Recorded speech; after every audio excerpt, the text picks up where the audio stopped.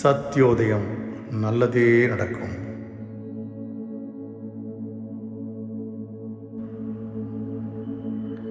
வலது கையில் வலம்புரி சங்கையும் இடது கையில் இடம்புரி சங்கையும் வைத்துக் கொள்ளுங்கள். கைகளை மூடிக்கொள்ளுங்கள். கண்களை மூடிக்கொள்ளுங்கள்.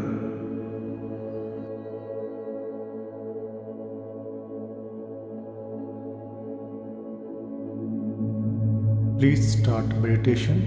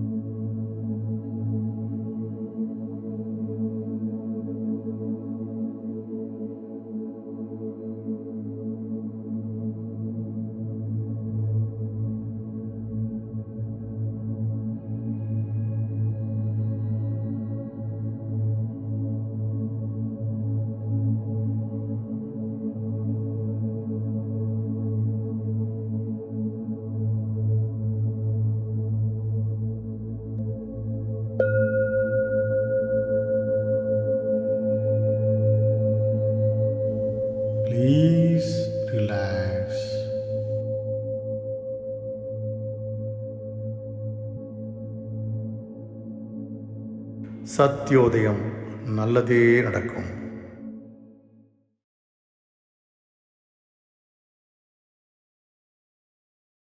எங்கும் மேகமாக நிறைந்திருக்கும் பரம்பிரம்மே உங்களை வணங்குகின்றோம். உங்களுடைய அன்பு, அறிவு, அமைதி, ஆனந்தம், அருள், சக்தி இவை அனைத்தும் எங்களுள் பரிபூர்ணமாக நிரம்பட்டும். சத்யோதயம், நல்லதே நடக்கும். அதாவது எப்படின்னா, நம்ம பகவத்கீதையை புரிஞ்சுட்டிங்கன்னா உங்கள் வாழ்க்கை ரொம்ப ரொம்ப சுலபம். நீங்கள் டஃப்பாக வாழ்கிறீங்க, வாழ்க்கையை ரொம்ப டஃப்பாக வாழ்கிறீங்க. ஸோ நீங்கள் என்ன, அந்த இடத்துல புரிந்தல் மட்டும் இருந்துச்சுன்னா, அந்த புரிஞ்சு கொண்டீங்கன்னா உங்கள் வாழ்க்கைன்னு சொல்லக்கூடியது ரொம்ப பயணம் ஈஸியாக இருக்கும். ஃபஸ்ட்டு என்ன சொன்னார், அர்ஜுனன் போருக்கு போகிறாரு. அப்போ என்னாச்சு, போருக்கு போகும்போது அர்ஜுனனுக்கு மனக்குழப்பங்கள், உடல் நடுங்குது, கண்கள் பிதுங்கின, கைகள் கால்களும் உதறின, வேர்த்து கொட்டியது, தொண்டைகள் தண்ணீர் தாகம் எடுத்தது. ஏன் பண்ணணும் அப்படின்னு கேட்டார் இல்லையா ஃபஸ்ட்டு. அப்போ உடனே பார்த்தீங்கன்னா என்னுடைய ஆப்போசிட் இருக்கக்கூடிய எதுக்கு நான் பார்க்க வேணும்னு சொல்லி அவங்க போய் பார்க்கறதுக்காக போனார். அவங்கள பார்த்தாரு. என்னுடைய மாமா, அத்தை பசங்க எல்லாம் இருக்கிறானுங்க, தாத்தா இருக்காங்க அப்படின்னு சொல்லி போர் பண்ண மாட்டேன் சொன்னார். அடுத்த ரெண்டாவது என்ன சொன்னார், கிருஷ்ணருக்கு. அப்போ தான் கிருஷ்ணர் பேச ஆரம்பிக்கிறாரு. என்ன பேசுகிறாரு கிருஷ்ணன், பகவான் உவாச்ச. பகவான் என்ன சொல்கிறாரு, அதாவது ஆன்மா தான், அவங்க தவறு செஞ்சதுனால அன்னைக்கு அவங்க செத்துட்டானுங்க, நீ செத்து போனால் நீ அடிக்கிறதுனால பயப்படாத, அந்த ஆன்மாவுக்கு அழிவற்றது, அது உடல் தான் அழியக்கூடியது, தவறு பண்ணுறனால அதர்மத்தில் இருக்கிறதுனால அவனை பொண்ணுடு அப்படின்னு சொல்கிறாங்க. ரைட்டு. ரெண்டாவது. மூணாவது என்னது, கர்மயோகத்தை தெரியும். கர்மம் என்பது செய்யக்கூடிய செயல், எப்படி செய்கிறது அப்படின்னு சொல்லி பார்த்தோம் நம்ம. மூணாவது என்ன, நாலாவது என்னது, ஞான யோகத்தை. ஞான யோகத்தை தெரிஞ்சிக்க வேண்டிய விஷயம் என்ன பண்ணோம், நம்ம 3 தெரிஞ்சுக்கிட்டோம். என்னது, கர்மா, விகர்மா, அகர்மா அப்படின்னு தெரிஞ்சுக்கிட்டோம். கர்மான்றது நம்ம கர்மத்தை செய்தல். விகர்மான்னு அப்படின்னா நம்ம பார்த்து செஞ்ச கர்மத்துக்கு நல்ல கர்மத்தை செய்து கர்ம வினை, அது இடத்துல பார்த்தீங்கன்னா கெட்டதாக மாறுறது பேர் விகர்மா. கர்மாவும் பண்ணாமல், பாவமும் பண்ணாமல், புண்ணியமும் பண்ணாமல், ரெண்டும் சேர்ந்த நிலை பேர் என்னது, ரெண்டும் சேர்ந்து சம்மந்தமே இல்லாத நிலை பேர் என்னது, அக்கர்மா நிலை. அக்கர்ம நிலை எவன் எடுக்கின்றானோ அவன் தான் இந்த உலகத்தில் மீண்டும் பிறப்பதில்லை. ஏன்னா இந்த பிறப்பை சுழற்சியில் மாட்டி மாட்டி மாட்டி இப்படியே சுற்றிக்கிட்டே இருப்போமே தவிர, அம்மா வயிற்றில் பிறந்து இந்த கஷ்டத்தை பட்டுகிட்டே இருப்போம் நம்ம. அப்போ அந்த இடத்துல நம்ம அந்த ஆனந்த சச்சிதானந்த நிலையை அடையிறதுக்கு தான் நம்ம மனிதர் பிறப்பாக கொடுத்துருக்காங்க, அதை உணர்த்து தான் கொடுத்துருக்காங்கன்னு சொல்லி சொல்கிறாரு. இப்போ அங்கே என்ன முடிக்கிறாரு, 4ஆம் அத்தியாயத்தில் அகர்மாவோட முடிக்கிறாரு. 3 நிலையை பற்றி முடிச்சாரு. முடிச்சதுக்கப்புறம் பார்த்தீங்கன்னா அடுத்து அர்ஜுனனுக்கு டவுட் ஆகுது. இந்த குருஷேத்திரத்தில் போர் நடக்கிறதுக்கு முன்னாடி இந்த பகவான் கீதையை உபதேசிக்க. இந்த கீதையை எத்தனை ஸ்லோகம் உண்டு, 700 ஸ்லோகங்கள் உண்டு. எத்தனை அத்தியாயங்கள் உண்டு, 18 அத்தியாயங்கள் உண்டு. இந்த 700 ஸ்லோகங்கள் 18 அத்தியாயம் எத்தனை மணி நேரத்தில் முடிச்சிருப்பாரு, எவ்வளோ மணி நேரம் ஆயிருக்கும், 700 ஸ்லோகத்தை படிக்கிறதுக்கு எவ்வளோ நேரம் ஆயிருக்கும், 40 மினிட்ஸ் எடுத்துட்டாரு. எழுதுறாரு. ஸோ டோட்டலி இந்த 40 மினிட்ஸ் தான் எழுதிருக்காங்க. யார் சொல்கிறது, யார் சொன்னாங்க இதை, யார் எழுதுனா, பகவத்கீதை யார் எழுதுனது, யார் பகவத்கீதை யார் சொன்னா, யாசர் சொன்னார், விநாயகர் எழுதினார். அது எல்லாமே சாட்சி இருக்குது, எல்லாத்துக்குமே சாட்சி இல்லாமல் எதுவுமே கிடையாது. எத்தனாவது தலைமுறையாக வந்துட்டு இருக்குது, நிறைய தலைமுறையாக வந்துச்சு. சூரியனுக்கு முதல்ல கிருஷ்ணர் சொன்னார், 2வது மனுக்கு மூலியமாக நின்றுச்சு. அதனால பார்த்தீங்கன்னா கல்வி பிறப்பதற்கு முன்னாடி அது மொத்தத்தில் பகவத்கீதையை சொல்லி, இது பகவான் நடந்துக்கிட்டிங்கன்னா படித்து தேர்ச்சி ஆனீங்கன்னா நீ தப்பிச்சு வெளியே வந்துடுவேன், இல்லைனா இந்த பெரிய சுழற்சியில் போய் லாக் ஆகி மாட்டிட்டு சுற்ற வேண்டியது தான், உன் லைஃபு கஷ்டப்பட்டு இருக்க வேண்டியது தான் அப்படின்னு சொல்லி அவர் ஸ்டாப் பண்ணுறாரு. அதை புரிஞ்சுட்டிங்களா? அதுக்காக 5ஆம் அத்தியாயம் என்ன சொல்கிறாரு, சன்னியாசி யோகம் சொல்லக்கூடிய ஒரு யோகத்தை கொடுக்குறாரு. என்ன கொடுக்குறாரு, சன்னியாசி யோகம் கொடுக்குறாரு. இப்போ இதில் என்ன தெரிஞ்சுக்க போகிறோம் நம்ம இல்லை அப்படின்னு பார்த்தோம் அப்படின்னா, அதில் அர்ஜுனன் கேட்குறான். ஃபஸ்ட்டு அர்ஜுனன் என்ன பண்ணுறான், கேட்குறான், அகர்மா அப்படின்னு சொல்லிட்டீங்களே, கர்ம வினையை பண்ணுறேன்னு சொல்லிட்டீங்களே, நான் நல்ல கர்மா தானே பண்ணுறேன், விக்கர்மான்ற ஒரு கர்மாத்தை நம்ம பண்ணுறதே இல்லையே. அப்போ பார்த்தீங்கன்னா நான் செயல்படட்டுமா இல்லை செயல்படாமல் இருக்கட்டுமா கேட்குறேன். என்ன கேட்குறான், நான் செயல்படட்டுமா நான் செயல்படாமல் இருக்கட்டுமா அப்படின்னு கேட்குறான். ஈஸியாக புரியுதா? ஆக்ஷன் ஒன்று இருந்தால் ஒரு செயல் வந்து இப்படி நடந்து வச்சுன்னா ஒரு செயல் நடக்குது, அதுக்கு வினை உண்டா இல்லையா? ஒவ்வொரு செயலுக்கும் ஒரு வினை உண்டு, எதிர்வினை உண்டு. அப்போ வந்து பார்த்தீங்கன்னா அது ஒரு கதை சொல்கிறேன், அப்போ தான் ஈஸியாக புரியும். அப்போ வந்து நீ நல்லது பண்ணாலும் நீ வந்து பாவ செயலை நீ வாங்குவ அப்படின்னு சொல்கிறாரு. நல்லது பண்ணால் கூட பாவத்தை வாங்குற, நீ நினச்சிட்டு நல்லது பண்ணு நினச்சி கொஞ்சம் தர்மத்தை போடுற, பிச்சைக்காரனுக்கு காசு போடுற, இந்த மாதிரிலாம் பண்ணுற. ஆனால் அதுலேயும் உனக்கு பாவம் வருது. அதனால தான் வந்து நல்லது பண்ணுறதுனால வரக்கூடிய பலன் என்ன அப்படின்னு பார்த்தோம்னா, இந்த நல்ல கர்மாவை பண்ணாலும் அந்த இடத்துலேருந்து வெளியே வரக்கூடியது விகர்மா வந்துடுது. அதனால தான் நல்லதும் பண்ணாத கெட்டதும் பண்ணாமல் நியூட்ரான் இல்லை அப்படின்றாரு. என்ன சொல்கிறாரு? நியூட்ரான். இதை தான் கற்றுக்காரு. எவ்வளோ பெரிய டெக்னிக்கலான வேர்டு பாருங்கள். நீ நல்லது பண்ணுன்னு சொல்லிட்டு கோயிலுக்கு கொண்டு போய் சோறு கொடுக்குற, 10 பேத்துக்கு வஸ்திர தானம் பண்ணுற, 10 பேத்துக்கு வந்து பார்த்தீங்கன்னா அன்னதானம் பண்ணுறீங்க, 10 பேத்துக்கு ஏதோ பண்ணிட்டு இருக்கிறீங்க. ஆமாம் இல்லையா? நீங்கள் என்ன நினைக்கிறீங்க? இதெல்லாம் புண்ணியம்னு நினச்சிக்கிட்டு காக்காய் சோறு வச்சா புண்ணியம், எறும்புக்கு பூத்தி போட்டால் புண்ணியம் அப்படின்னு சொல்லிட்டு நீங்கள் என்ன பண்ணீங்க? புண்ணியத்தை இப்படிலாம் ஆட் பண்ணிட்டு இருக்கீங்க. ஆமாம் இல்லையா? ஆமாம். அவர் அப்படிலாம் புண்ணியம் வந்துட போகிறது கிடையாது. அதெல்லாமே அது அகர்மால் வராது, விக்ரமால தான் இருக்குது அப்படின்னாரு. அப்போ புரியல அப்படின்னு சொல்கிறாரு. அப்போ வந்து சூரிய வம்சத்தை வரக்கூடிய ஒரு மன்னர் வந்து பார்த்தீங்க அப்படின்னா 1,00,000 பசுக்களை வந்து ஒரு பிராமணனுக்கு தானமாக கொடுக்குறாரு. அந்த கொடுக்கும்போது அந்த பசு இங்கே வளர்ந்தனால கொஞ்சம் கொஞ்சம் பிரித்து கொடுத்தாரு. இங்கே ஒரு 26 பசு இங்கே பிராமண தானம் கொடுத்துட்டாரு அந்த ராஜா. அப்போ அந்த ராஜா வந்து பார்த்தீங்கன்னா இதுக்கு முன்னாடி சொல்லிடுறேன். இதுக்கு முன்னாடி வந்து பார்த்தீங்கன்னா கிருஷ்ணர் வந்து குழந்தைங்களோட வெளியே போகும்போது அந்த குழந்தைங்க கிணத்து எட்டி பார்க்கும்போது ராட்சச பள்ளி இருக்குது. அந்த பள்ளியை பார்த்து பயப்படுறாங்க.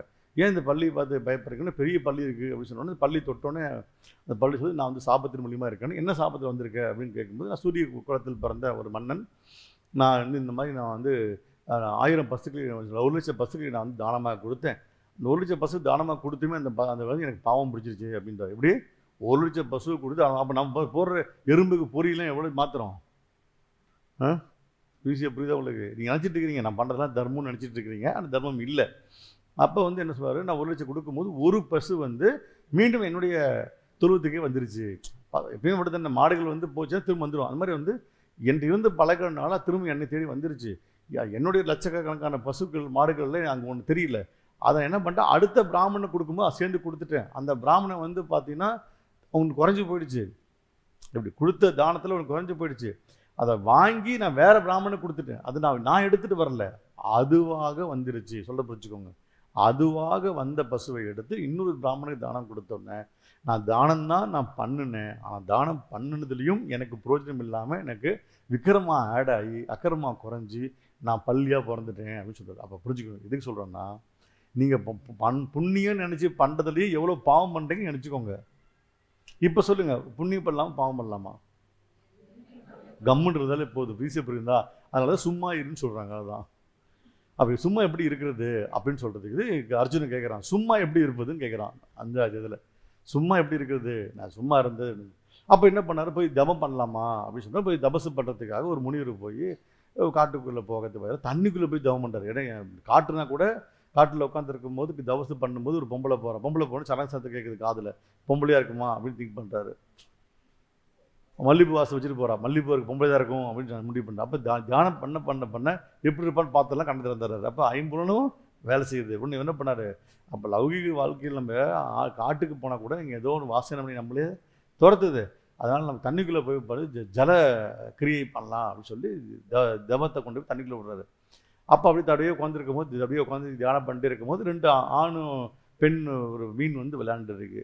இதை பார்த்தோன்னே ஜோடியாக விளையாண்டுருக்கு, எவ்வளோ அழகாக ஆனந்தமாக இருக்கிற தண்ணிக்கு உட்காந்து தவம் பண்ணுறமே அப்படின்னு சொன்னோன்னே மனம் சஞ்சலமாகி திரும்ப மேலே போய் கல்யாணம் பண்ணுறது. தவ கலைஞ்சிருச்சா? இப்போ ஆக்ஷன் எப்படி ஆயிடுச்சு, முடிச்சு விடுச்சு ஆக்ஷனை.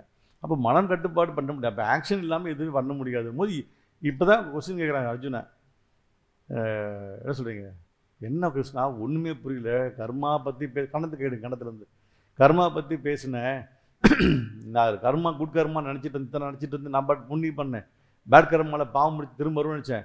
இது ரெண்டுக்குமே திரும்பி பிறப்பிற்கு சொல்லும்போது இப்போ தான் எனக்கு ஒரு விஷயமே புரியுது. எனக்கு நல்ல கர்மா பண்ணிட்டு நான் பண்ணுற புண்ணியெலாம் இல்லையாட்டிருக்கு அப்படின்னு பயந்தோன்னே கிருஷ்ணன் சொல்கிறாரு. அடுத்த பாயிண்ட் போடுங்க. இந்த அத்தியாயம் வந்து பார்த்தீங்கன்னா 4ஆக பிரிக்கப்பட்டிருக்குது. இந்த அத்தியாயம் 4ஆக பிரிக்கப்பட்டிருக்குது. ஃபர்ஸ்ட் என்னன்னு படிங்க, இந்த அத்தியாயம் 5 படிங்க.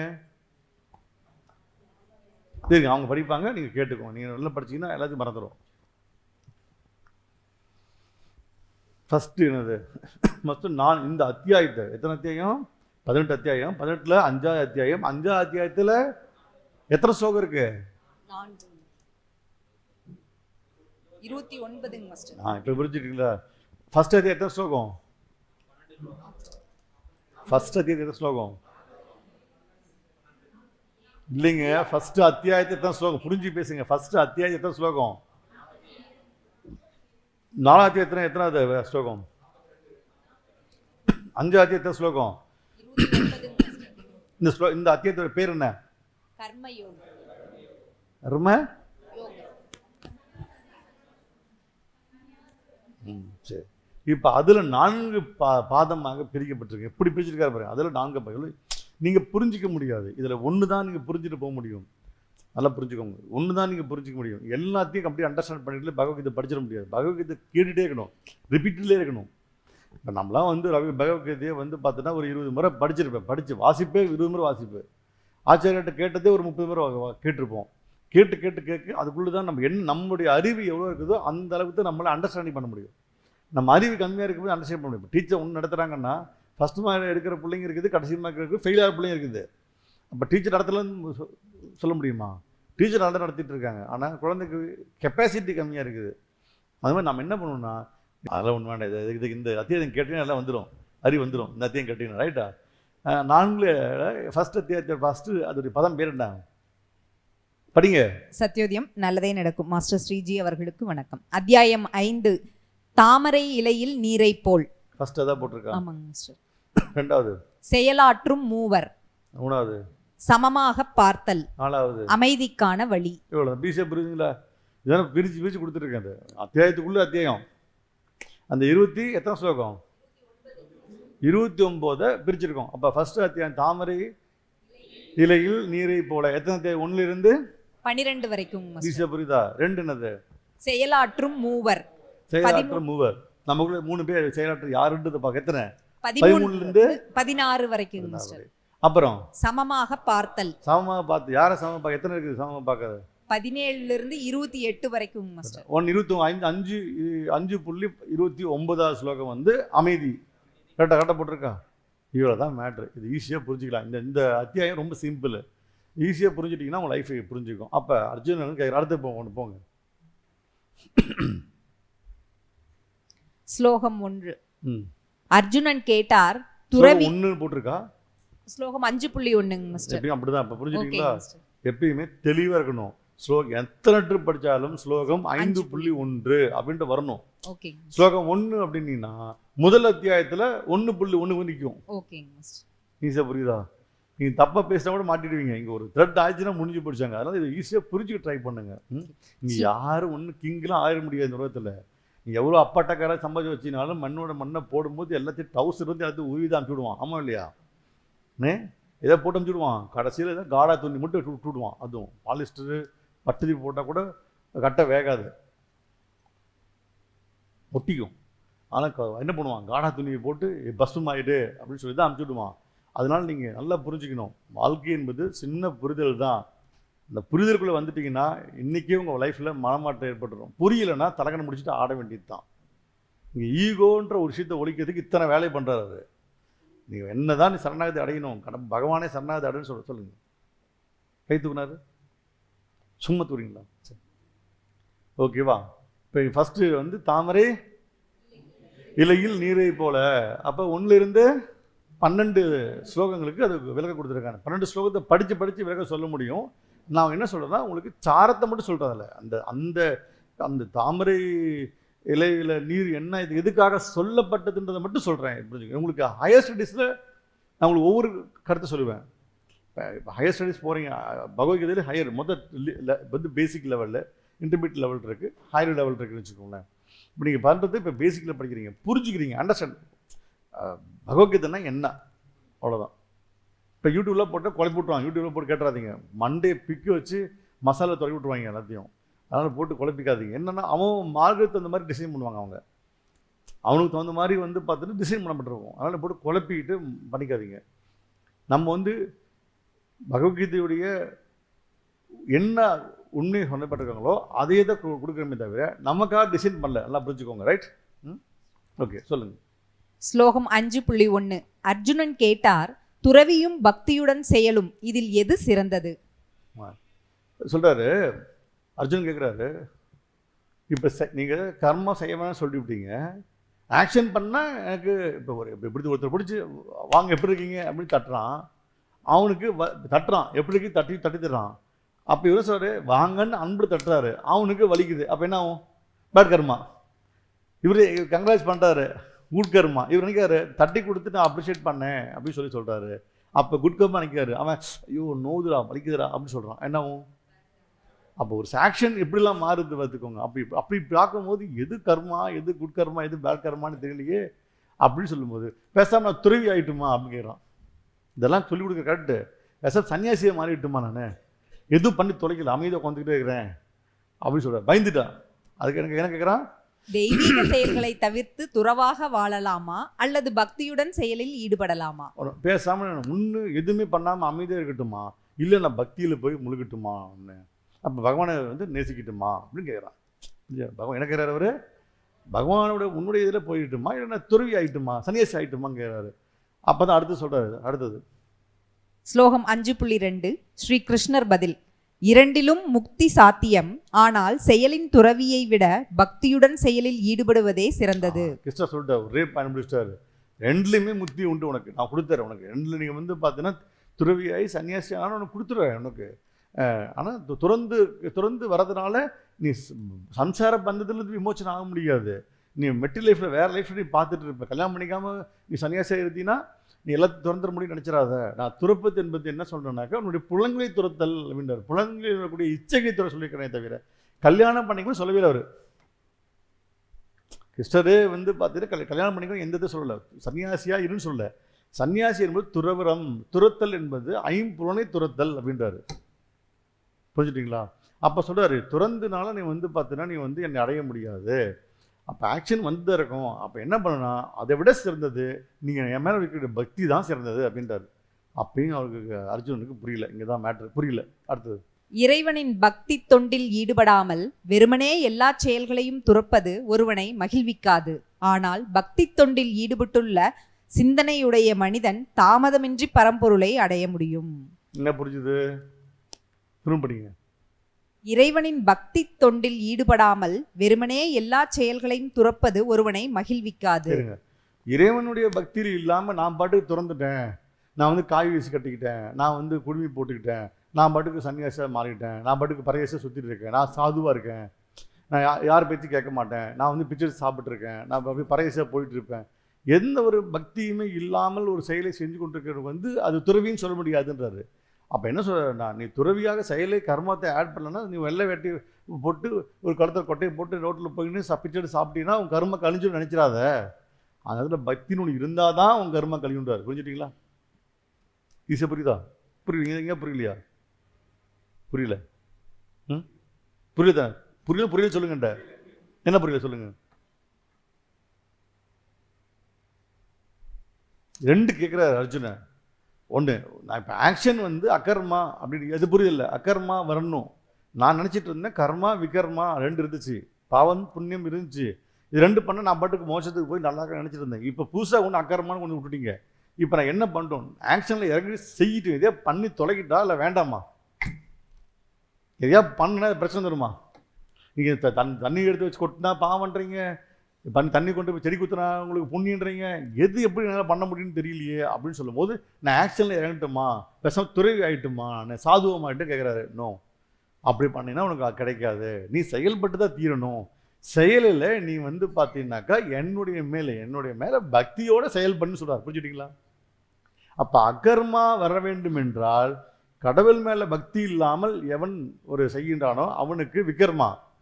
நீ எந்த பாவத்தை வேணால் செய்ய, அதுக்குன்னு போய் அடிச்சுட்டு வந்துடாதீங்க எல்லாத்தையும் போயிட்டு. எந்த பாத்திரம் எந்த செயலும் செய்யுங்க, ஒரு பக்தியோடு செஞ்சு. இப்போ அந்த ராஜா பார்த்தீங்கன்னா ஒரு பகவான் மேலே பக்தியில் அவர் என்ன தானம் பண்ணால் புண்ணியம் நினச்சி கொடுத்துட்டான். இது அந்த இடத்துல போய் இந்த பிராமணனுக்கு இதுலேருந்து வரக்கூடிய வருமானம் வச்சு பிழைப்பான் அப்படின்னு சொல்லி அது இவன் என்னால் அவன் பிழைக்கிறான் அப்படின்னு சொல்லாமல் பகவான் அவனுக்கு கொடுக்க சொன்னாருன்னு சொல்லி கொடுத்துருந்தானா அந்த ஒரு மாதிரி வந்ததுனால அவனுக்கு பாவம் வந்திருக்காது. நான் போய் கொடுத்தேன் அப்படின்னு அந்த மாடு வந்தோடனே இவனுக்கு பாவம் வருது. இப்போ புரியுதா புரியலையா? ஏனென்றால் இந்த உலகத்தில் பிறந்துட்டிங்கன்னா கடவுள் நமக்கு ஒன்று கொடுக்குறாரு, யூஸ் பண்ண சொல்கிறாரு, அப்புறம் அவர் வாங்கிக்கிறாரு. இப்போ மொபைல் ஃபோனுக்கு எவ்வளோ ஆசைப்பட்டா கஷ்டப்பட்டு ஒரு 1.5 லட்சம் போட்டு வாங்கி வச்சாலும் 2 வருஷத்துக்கு அப்புறம் அந்த மொபைல் ஃபோனை மாற்றுறீங்களா இல்லையா? அது தூக்கி போட்டுறீங்க. எந்த உடுப்பு பர்மனெண்ட்டாக வச்சுக்கிறீங்க? குழந்தை போட்டுருக்கக்கூடிய கவுனில் வச்சுட்ருக்கீங்களா? டவுசர் வச்சுட்ருக்கீங்களா? நீங்கள் மாறிட்டே போயிட்டுருக்கு. எல்லாமே மண்ணோட மண்ணாக அழுது கொண்டு இருக்கிறது. இந்த உலகத்தில் எதுவுமே நிரந்தரம் இல்லை. அப்போ யார் கொடுத்தா உனக்கு? பகவான் தான் கொடுத்தாரு. உனக்கு சுவாசத்தை யார் கொடுத்தாரு? பகவான் கொடுக்காரு. நீ என்ன பண்ண? இங்க நீயா இழுத்துட்டு இருக்கிறியா? விட்டுறேன் விட்டிங்களா? அதுவாக நடந்துட்டு இருக்குது.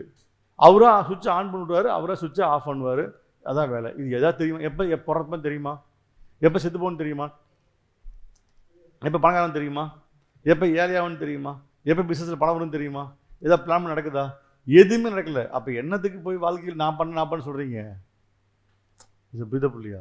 இந்த பாயிண்ட்டாக சொல்கிறாரு. எதுவுமே சொல்லலை. அப்போ என் மேல் நீ பக்தி வச்சுட்டு உனக்கு காரியம் செய்ய, பாவத்தை நான் பார்க்குறேன். அப்போ அந்த இடத்துல ஒரு பாயிண்ட் சொல்கிறாரு. அப்போ காரியத்தை செய், பலனை எதிர்பார்க்காத அப்படின்ற வாசகத்துக்கு ஒரு இந்த இது. இப்போ என்ன காரியத்தை செஞ்சுட்டே உனக்கு சக்தியை கொடுப்பவும் நானே, சக்தியை எடுப்பவும் நானே, பொருளை கொடுப்பவும் நானே. பொருள் அப்போ நீங்கள் கேட்குறீங்க, அப்போ எதுக்கியா என்னை பிறக்க வச்ச அப்படின்னு கேட்பீங்க. ஆமாம் தானே? அது நீங்கள் ஆத்ம பரிவர்த்தனை கிளாஸ் வந்தால் புரியும். ஏன் பிறந்தீங்கன்றது ஆத்ம பரிவர்த்தனை கிளாஸு வர 5 இருக்குது, ஜூலை 5 இருக்குது. அதில் தான் புரியும். ஏன் பிறந்தோன்னே தெரியும். புரியுதா உங்களுக்கு? அப்போ அவர் பாட்டுக்கு கொடுத்தாரு, அவர் பாட்டுக்கு எடுத்தாரு அப்படின்னு சொல்லிட்டு போக முடியாது. அப்போ எதாக இருந்தாலும் என்னுடைய அசைவில் தான் அவங்க எல்லாமே நடந்துட்டு இருக்கு. ஆனால் என்னை மீறி நான் தான் பண்ணேன், நான் தான் சம்பாரித்தேன், நீங்கள் நான் தான் வளர்ந்துக்கினேன், என்னோட ட்ரெஸ்ஸு அப்படின்னு சொல்கிறதுனால நீ பார்த்தீங்கன்னா என்கிட்ட நீ விகற்பமாகின்றாய். என்னுடைய பக்தியிலேருந்து நீ வெளியே செல்கின்றாய். என் பக்தியிலிருந்து வெளியே செல்லும் போது விக்ரமாக ஆட் ஆக ஆரம்பிக்குது. ஈஸியாக புரியுதா பிள்ளையா? அப்போ அர்ஜுனன் அவர் மேலே பக்தியில் இருந்து, நண்பனாக இருந்து, குருவாக இருந்து, பகவானாக இருந்து ஏற்றுக்கிட்டதுனால அவன் துரியோதனன் சொல்லக்கூடிய அதர்மவாதியை அழித்தால் கூட அவனுக்கு பகவான் சொல்கிறார், நான் உனக்கு அகர்மாவை கொடுக்கின்றேன்றார். ஏன்? உனக்கு என் மேலே வச்சிருக்க பக்தியில் உனக்கு கொடுக்குறேன். அங்கே நீங்கள் பக்தியில் வச்சுட்டு போய் எல்லாத்தையும் அடிச்சு கொண்டு தரலாமா அப்படின்னு நினச்சிடாதீங்க. புரியுதா? அது இல்லை. அது என்னதுக்காகன்றது ரீசன் இருக்குது. ரைட்டா? நம்ம பண்ணால் சரித்திரத்தில் புராணத்தில் வராது, அவர் பண்ண சரித்திர புராணத்தில் வருது. ரைட்டா? மாஸ்டர் சொல்லிட்டாரு, இனிமேல் பக்தி கடவுளே கிருஷ்ணா, நான் போய் ஒரு 100 அடிச்சு வீட்டிலேருந்து திருடி போயிடுறேன், ஒருத்தனுடைய காம்பஸ் ஒருத்தனுடைய டிக்கியில் குத்திடுறேன் அப்படி குத்தி இருந்துடாதீங்க போயிட்டு. அதெல்லாம் பகவான் பார்த்துப்பாருன்னு குத்த முடியுமா? சரி, நான் சொல்கிறது புரிந்துக்கிறதுக்காக சொல்கிறேன். ஈஸியாக புரியுதா? அப்போ சொல்கிறாரு அகர்மா விகர்மா கர்மா அப்படின்னு சொல்லி புரிஞ்சுக்கிட்டீங்க. அதில் அகர்மா அப்படின்னு என்பது என்னதுன்னா பகவானுடைய பக்தியில் செய்யக்கூடிய செயல், பக்தியோடு சேர்ந்த செயல் தான் அகர்மா. சொல்லுங்க. அப்போ அர்ஜுனா பார்த்தீங்கன்னா நீ பக்தியோட துறவரம் போகணும்னு அவசியம் இல்லை. கல்யாணம் பண்ணிக்கிட்டு துறவரம் போய் மனைவி இல்லாமல் நீ பார்த்து சன்னியாசி குலத்தில் வாழணும் அவசியம் இல்லை. துறத்தல் என்பது மெட்டீரியல் லைஃப்ல இருந்து உன்னுடைய பூத உடல்ல இருந்து வரக்கூடிய ஜட உலகத்தில் இருக்கக்கூடிய அந்த புலன்களை தான் நம்ம துறக்க சொல்கிறேனே தவிர உன்னுடைய கல்யாணத்தையோ மெட்டீரியல் லைஃப்பையோ திறக்க சொல்லலை. நீ சம்பாரி எல்லாமே பண்ணு, பட் என் மேல் நீ பக்தியோடு இருந்துக்கிட்டு செஞ்சிட்டீங்கன்னா நான் உனக்கு விக்கிரமாக கொடுக்குறேன்ட்டார். அவ்வளோதான். ஈஸியாக புரியுதா? இதை புரியல? இப்போ புரியலையா? புரியல கை தூக்குங்க, சொல்லுங்க.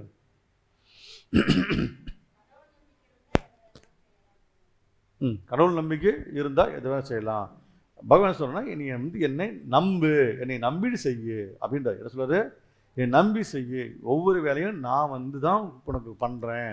நான் கொடுத்த உனக்கு எல்லாமே உடையில இருந்து, உடல்ல இருந்து, உள்ளத்தில் இருந்து. உடை, உள்ளம், அடுத்தது உடை, உடல், உள்ளம், உலகம். இது 4மே எல்லாமே என்ன பண்ண? ஊன்னு ஊதிட்டு உனக்குன்னாரு. எப்படி? ஊர் ஊதிட்டாரு. என்ன பண்ணாரு? ஃபர்ஸ்ட் உலகத்தை படைச்சாரு, அடுத்து என்ன பண்ணாரு? உடலை கொடுத்தாரு, அடுத்து உள்ளத்தை கொடுத்தாரு, மறைக்கிறதுக்கு உடையை கொடுத்தாரு. அப்போ என்ன பண்ணாரு கிருஷ்ணா? ஊன்னு ஊதிட்டாரு சங்கு எடுத்து. இப்போ அதுக்கப்புறம் நம்ம என்ன பண்ணுறோம்? நம்ம தான் ஆட்டிட்டு உட்காந்துருக்கோம் எல்லாத்தையும். நான் தான் பண்ணேன், நான் தான் கழட்டி வீட்டில் வச்சேன், என் வீடு எனக்கு எல்லாம் நம்ம தான் பண்ணிட்டு வந்துருக்கோம். ஆமாம் இல்லையா? ஒன்றும் பண்ணலன்னு என்னைக்கு நினைக்கிறீங்களோ அன்னைக்கு எழுதாதீங்க, எழுதக்கூடாது. நான் சொல்லி கொடுத்துருக்கேன், பகவத்கீதையை உள்வாங்கணும், உள்வாங்கி பழகுங்க, எழுதி பழக. எழுதுனீங்கன்னா நீங்கள் என்ன நினச்சதுக்குன்னு தெரியாது. மண்டைக்குள்ளே அறிவுக்குள்ளே புகுந்து வந்து பார்த்தீங்கன்னா உள்ளே போகிறது தான் அது சேமித்து வைக்கும் போது பல இடத்துல எடுத்து கொடுக்கும். இப்போ என் மாஸ்டர் சொன்னதை எழுதி கொடுத்தேன்னா ஒரு 2 லட்சத்துக்கு புக்கு போட்டு வச்சுக்கணும். நான் ஆமாம் இல்லையா, 2 லட்சம் பேப்பர் புக்கு போட்டு வச்சுக்கணும். எல்லாத்தையுமே வந்து பார்த்தீங்கன்னா ஞான சிஸ்டத்தை போட்டு உள்ளே வச்சுருக்கிறதுனால எப்போ வேணால் பேச முடியும். சும்மா உட்காந்து சொன்னார் ஒரு வருஷம் கழிச்சு படிச்சுன்னா என்ன சொன்னார் அப்படின்னு எழுதுவீங்க. ஏன்னா இப்போ உங்களுக்கு தெரிஞ்ச மாதிரி எழுதிச்சிருக்கிறீங்க. இப்போ ஹிண்ட்டு தான் போடுவீங்க. அந்த ஹிண்ட்டு தெரியுமா? புரியாதுல்ல. எழுதக்கூடாது, மண்டையில் ஏற்றிக்க ட்ரை பண்ணுங்க. பற்றின்றி தனது கடமைகளை செய்து பலன்களை பரமபுருஷ பகவானுக்கு அர்ப்பணிப்பவன் தாமரை இலை எவ்வாறு நீரில் தீண்டப்படுவதில்லையோ அதுபோல அவன் பாவ வினைவுகளால் தீண்டப்படுவதில்லை. புரியுதா? இப்போ அர்ஜுன் கேட்குறாரு, சரி இதுக்கு முன்னாடி இப்போ எத்தனை ஸ்லோகம் இது? 5.6க்கு அப்புறம் அர்ஜுன் கேட்குறாரு, கிருஷ்ணா எல்லாம் கரெக்டு, நீ எப்படி நான் பற்று இல்லாமல் இருக்க முடியும்? நான் எப்படி நான் வந்து பார்த்தீங்கன்னா பக்தி இருப்பேன், நான் எப்படி நான் 5 வச்சு வேலை செய்யாமல் இருப்பேன் அப்படின்னு கேட்குறாரு. அப்போ சொல்கிறார் பகவான் என்ன சொல்கிறாருன்னா, நீங்கள் எல்லாமே எப்படி தாமரை இளமையில தண்ணி ஒட்டாமல் இருக்குதோ, அப்போ தண்ணி எங்கே தண்ணி இருக்குது என்ன சொல்லுவேன்? தாமரை இளமையிலன்னு சொல்லுவேன். நீயும் வாழ்க்கை வாழ்ந்துட்டு இருக்க. அப்போ தாமரை இலைப்பு மேலே வந்து தண்ணி ஒட்டாதது போல உன் வாழ்க்கையில் நீ பற்றோடு இருந்துடாத. என்ன சொல்கிறாரு? எனது, நான் சம்பாதிச்சது எனதுன்னு இருக்காத. இப்போ வந்து ஒருத்தன் ஆசை வீடு கட்டுறான். அந்த வீடை வந்து விற்கிறதுக்கு ட்ரை பண்ணுறான். அந்த என்ன பண்ணுறான்? வீடை விற்க ட்ரை பண்ணுறான். அந்த வீடு விற்கிறதுக்கு ட்ரை பண்ணி ஊருக்கு போயிட்டு வரான். ஊருக்கு போயிட்டு இறங்கி வந்துட்டு இருக்கும்போது 2 பசங்களும் அவங்களுக்கு 2 பசங்களும் நின்றுருக்கானுங்க. அப்பா சீக்கிரம் வாப்பா, வீடு பற்றி எரியுதுன்றான். அவ்வளோ பெரிய பங்களா வீடு விற்கிறதுக்கு ரெடி பண்ணியிருக்கான். அவன் வந்து வரத்துக்குள்ளே வீடு பற்றி எரியுது. ஐயோ போச்சு, வீடு போச்சுன்னு அழுகுறான். அந்த பெரிய போய் சொல்கிறான், அப்பா பயப்படாத, நேற்று வந்து வித்துட்டேன் ஒருத்தனுக்கு அப்படின்ட்டான். நேற்று ஒருத்தனுக்கு வித்துட்டான். அப்போ என்ன பண்ணியிருப்பான்? என்ன பண்ணுவான்? அழுவானா சிரிப்பானா? அப்பா வித்துச்சு, அப்போ இனி நம்மளுது இல்லை. நல்லா புரிஞ்சுக்கோங்க. அப்போ அந்த வீடு நம்மளுது இல்லை அப்படின்னு சொன்னோன்னே அதை பற்றி போகிறத கணத்தை கேடுங்க. போகிறத பற்றி அவனுக்கு வந்து பார்த்தீங்கன்னாக்கா அவனுக்கு கவலை கிடையாது. கரெக்டு தானே? கவலை இல்லை. அப்போ என்ன ஆகுது அப்படின்னு பார்த்தீங்கன்னா, அந்த இடத்துல சின்ன பேர் சொல்கிறான், அப்பா வீடு வித்தாச்சு, டாக்குமெண்ட் கொடுத்தாச்சு, ஆனால் பணம் வாங்கலைன்னு சொல்கிறான். என்ன சொல்கிறான்? பணம் வாங்கணும். அப்படி என்ன பண்ணுவான்? திரும்ப என்ன பண்ணுவான்? ஐயோ போச்சு அப்படின்னு சொல்கிறான். இப்போ ஈஸியாக புரியுதா பிள்ளையா? இப்போ பற்று என்ன தெரிஞ்சிட்டிங்களா? அப்போ இருந்துச்சு, அதில் இருந்துச்சு, அது நம்மளுக்கு இல்லைன்னு சொல்லும்போது எப்படி அவன் அதை வந்து கவலைப்பட்டுக்கலையோ அதுபோல் நம்ம வாழ்க்கையில் வந்து ஒரு பொருள் வாங்குறீங்கன்னா அது என்னது பொக்கிஷமாக பாதுகாத்து அது மேலே பற்று வச்சுட்டிங்கன்னா அது மிஸ் ஆகிடுச்சின்னா உங்களால் வாழ்க்கையை அங்கேயே அம்பேலாயிடும். எந்த பொருள் மேலேயும் பற்று வைக்காதீங்க. இப்போ பணம் சம்பாதிச்சிங்க, 1 லட்சம் ஒருத்தர் அழிச்சிட்டு போயிட்டான், என்ன பண்ண முடியும்? என்ன பண்ண முடியும்? ஓன்னு அழுதா வந்து பணம் வந்துடுமா? இல்லை கதிர் அழுதா வந்து பணம் வந்துடுமா?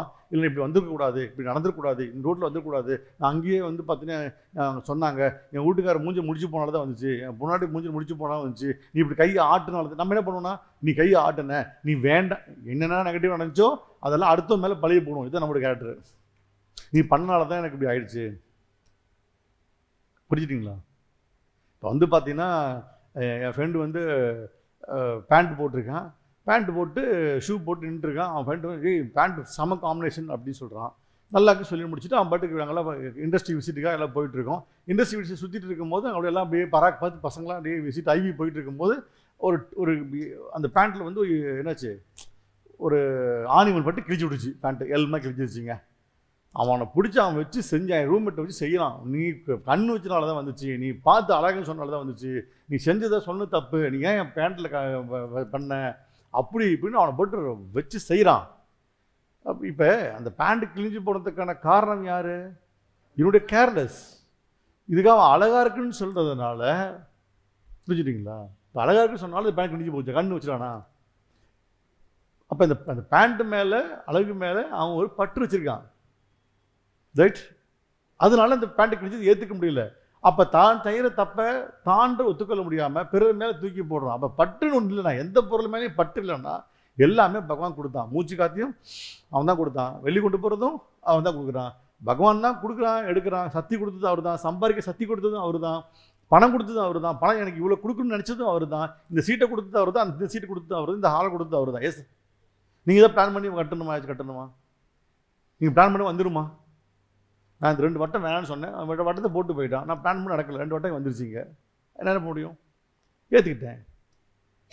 எதுவுமே நம்ம பிளான் பண்ண நடக்கலை. அப்போ என்னாச்சுன்னா, நம்ம பிளான் பண்ண மாதிரி எதுவுமே நடக்காததுனால என்ன வருதுங்க? பற்று இல்லாமல் சொன்னா, நீ யாரு மேலே வேணாலும் வச்சுக்க, பற்று இல்லாமல் இரு. பற்று யார் மேலே வைனா, என் மேலே பற்று வை, நான் மட்டும்தான் சாஸ்திரம் உனக்கு.